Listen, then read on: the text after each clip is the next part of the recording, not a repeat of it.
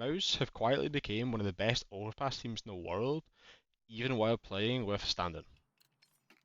And the unique part is they've done it by creating somewhat of their own meta. In this round, we can see that Mouz are going to do the standard nade set that CT teams normally do in Overpass, such as a Monster Smoke, Short Molly, and you've seen Spinks for the mid-ramp smoke, and Molly for Playground. Most teams are going to do this the vast majority of rounds, but what we'll see later on in this video is that Mouz barely ever throw these nades, and when they do, it's for a reason. In this round, they do a bit of a bait setup on A, where Torzy gets his head ripped off, and it does end up in a bit of a brawl, but you can still see that Mouz are controlling the map, and they're re-aggroing short as soon as the A players get contact. This is just going to end up in a pretty fast 4v2, one that Mouse are going to go on to convert. But as we go on later into the video, we're going to see how Mouse really dictate the pace in all of these rounds, and rather than waiting for the T's to do something and then react to it, Mouse are going to be the ones actually creating the pressure and controlling the rotates of the T's, rather than the T's pushing and pulling the CT rotates. In this next round, we're going to see Mouse throw two Molotovs. Torzy is going to throw the usual molly for Playground, and Spinks is going to throw this deep Molotov for ramp. You might be wondering how Spinks has not used the smoke, but he still doesn't have one, and that's because normally on Mouse's defaults, Spinks is going to drop his smoke to Xerxian, who's going to smoke Monster at the start. This allows the B players to have 4 smokes in the round. Now you're going to see that Spinks is in connector, and he looks somewhat isolated on the map, but they actually have a really good setup from B here, where if the T's are going to smoke Condor, that Xerxian can break it or spam it, and can just bait enough for Spinks to then swing, and Spinks will likely get quite an easy kill. But now the round changes because Spinks knows he's in trouble because the T's have mollied down Con, and Mouse make the perfect play to flash Con for Spinks and to push short together, so that you've basically got 3 CTs around Con and short ready to trade T's wherever they are, which makes it a really difficult round for the T's. And then you're going to see Xerxian gets a perfect read on the round, and he's already managed to get barrels before Bait have even managed to get out Monster, and this is just a round winning play, and is something that actually was kind of easy from Xerxian, but just because of how well the round played out from Mouse, they just had info on the whole map, and they knew exactly what Bait were doing the whole entire time. And somehow it still ends up in a 1v1, but it's still overall a really, really good round for Mouse. Another key thing to look out for in this demo is how every round from Mouse kind of looks like something new. Every round is a new flavour. This round, they swing Monster dry on the buy round, and as we spoke about saving the smokes, this round, Mouse don't use any smokes at the start. They use 0 smokes. That's their first smoke they just used at 125. So they've cleared Monster, and then they think, okay, they might be in short. Justin's going to throw a good molly. He gets a flash and barrels. He's cleared short. Now the B players have said, okay, Monster is somewhat quiet. Short seems kind of quiet. We're going to rotate A, and the B players make the best play, the smart play, to play far back, because they know if they got popped on now, it's going to be very hard for them to defend. But what's really good from Mouse is that when they go free A, then they push themselves. Spinks takes the info, and then Xerxian comes back to B, and then the B players that had went aggro and then passive have now went back into site, because now they're free here. And because of the smokes that I've spoke about previously, they've still got smokes to block. 30 seconds in the round, Bait are popping B, and Mouse have still got smokes to defend this site. And I mean, you can just see how hard this is for Bait. That, like, they don't even really have anywhere to plant. He has to plant on right side pillar, and to be honest, he's quite lucky to be alive.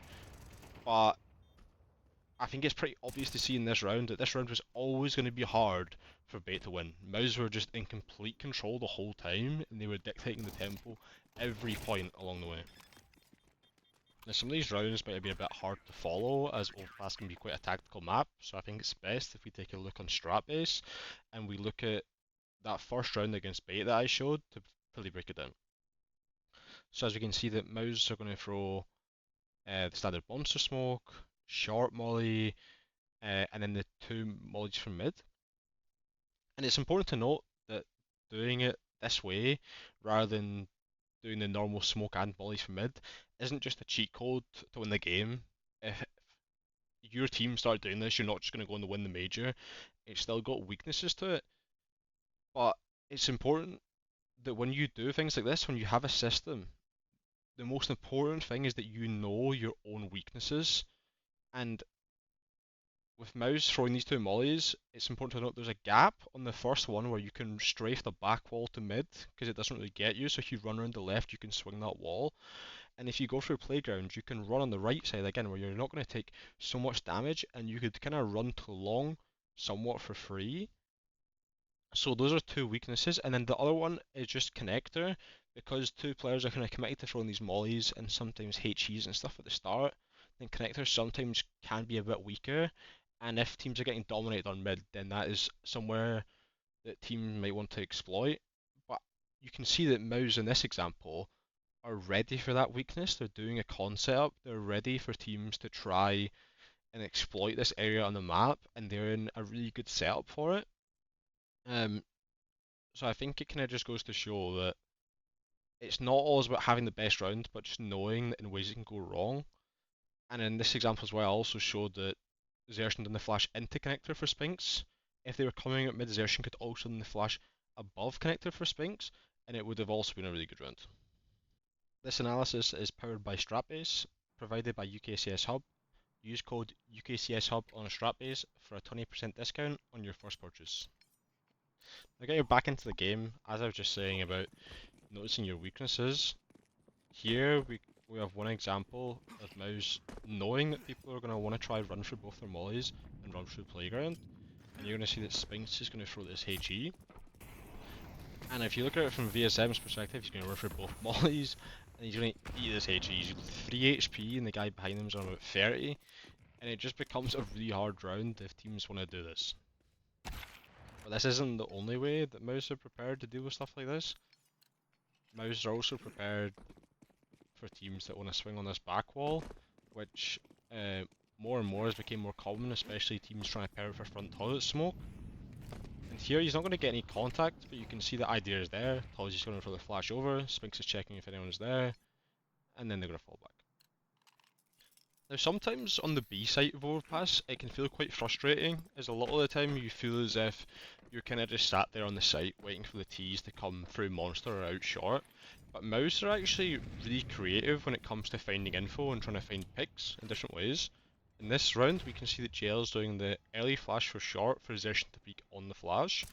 Teams often do this on the late round, and I think it's quite uncommon to see them do it so early. And then even after they get that kill, they get on the bridge boost and they still want more info, they want more fights. And then you can see that Mouz in the 5v4 shows strong fundamentals and understanding of the map, where Spinks is just going to take this long control because he knows that the T's at this point have got kind of shit guns and they're not going to have that much util. And if they want to pop up A, it's really hard for them to clear it long. They would have to go up A site and then wrap all the way behind them, or they would maybe have to have this one guy lurking late long, which is what's going to happen. Spinks is going to win this duel, which is very advantageous towards them. And in the 5v3, MIBR have to clear Spinks out, but they do so by getting the kill, but after they've got that kill, they're pretty much glued to the site. This player is stuck on default, and in the 4v2, it's just such an easy cleanup for Mouz. And again, a round that looks so easy, but it's easy because it's well done, and the fundamentals are all done correctly. Now the last round I want to show is another round where it's something different from Mouz. Spinks is going to start as the 4th B player, and he's kind of just here in case something does happen on B, and he's taking this connector information. If there wasn't a kill so early on A, Spinks would probably have stayed longer here on B, he would have probably naded the con smoke, and just jumped and really used that info in the round. He doesn't have to do anything, he's just gathering information. And now, as I said earlier, how teams want to swing this back wall mid, you can see that Torzy's super ready for it, and gets a free pick. And now, it's a 5v3, and look at how Spinks is playing this. Okay, he's got one jump spot here, his chance of dying is super low, right? 5v3s, you want to stay alive and gather information. Now again, He's came to map and he's jump spotting toilets. He's letting Torzy hold down the long angle slop, and he is just jumping, jumping, jumping. And we can even see this on the other side of the map as well, where Xerxin is just gathering information in ways that is not so standard. But then he sees the guys jumping out short, it's a 5v3, he's got a molly, and just because of this small information gathering and just playing percentages, Torzy's just taking long range drills with the op, that it just becomes so easy for Mouz, and I think they do so well at keeping the rounds fresh and gathering information every single round. And when they gather information in the man advantage situations, it's always safe, they're never giving up their lives. With all that in mind, where do you think that Mouz is going to finish at the major? I hope you enjoyed this video, and if you liked it, make sure to subscribe, give me a like, and make sure to check out my coaching course. Thanks for watching.